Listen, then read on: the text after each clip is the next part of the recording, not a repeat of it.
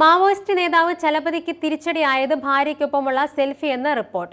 ഒഡീഷ ഛത്തീസ്ഗഡ് അതിർത്തിയിൽ ചൊവ്വാഴ്ചയുണ്ടായ ഏറ്റുമുട്ടലിലാണ് ചലപതി അടക്കം 20 മാവോയിസ്റ്റുകൾ കൊല്ലപ്പെട്ടത്. രാമചന്ദ്ര റെഡ്ഡി, അപ്പറാവു രാമു എന്നിങ്ങനെ നിരവധി പേരുകളുണ്ട് ചലപതി എന്ന അണികൾ വിളിക്കുന്ന ജയറാം റെഡ്ഡിക്ക്. അയാളുടെ തലയ്ക്ക് കേന്ദ്ര സർക്കാർ 1 കോടി രൂപയായിരുന്നു വിലയിട്ടിരുന്നത്. സുരക്ഷയ്ക്കായി മാത്രം 8 മുതൽ 10 ഗാർഡുകളെയാണ് മാവോയിസ്റ്റുകൾ നിയോഗിച്ചിരുന്നത്. 2008 ഒഡീഷയിലെ നയഗഡിൽ 13 സുരക്ഷാ ഉദ്യോഗസ്ഥർ കൊല്ലപ്പെട്ട മാവോയിസ്റ്റ് ആക്രമണത്തിന് നേതൃത്വം നൽകിയത് ചലപതിയായിരുന്നു.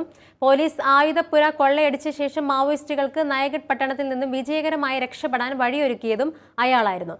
അന്ന് ചലപതിക്കും കൂട്ടർക്കും രക്ഷപ്പെടാൻ പട്ടണത്തിലേക്കുള്ള എല്ലാ റോഡുകളും മാവോയിസ്റ്റുകൾ കൂറ്റൻ മരക്കൊമ്പുകൾ ഉപയോഗിച്ച് തടഞ്ഞതായി പോലീസ് ഉദ്യോഗസ്ഥർ പറഞ്ഞു.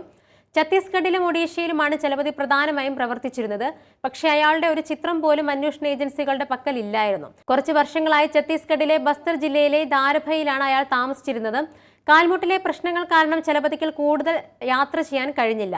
എങ്കിലും തന്ത്രങ്ങളിലും ഗറില്ല യുദ്ധങ്ങളിലും വിദഗ്ധനായിരുന്നു. സ്കൂളിൽ പോയില്ലെങ്കിലും തെലുങ്ക്, ഹിന്ദി, ഇംഗ്ലീഷ്, ഒഡീഷ എന്നീ ഭാഷകൾ ഒഴുക്കോടെ സംസാരിക്കാൻ അയാൾക്ക് കഴിയുമായിരുന്നു.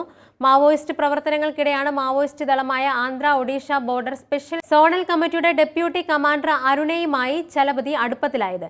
പിന്നീട് ഇരുവരും വിവാഹിതരായി. സുരക്ഷാ ഏജൻസികൾക്ക് അദ്ദേഹം ഒരു നിഗൂഢതയായിരുന്നു. പക്ഷേ അരുണയ്ക്കൊപ്പമുള്ള സെൽഫി അദ്ദേഹത്തെ തിരിച്ചറിയാൻ ഏജൻസികളെ സഹായിച്ചു.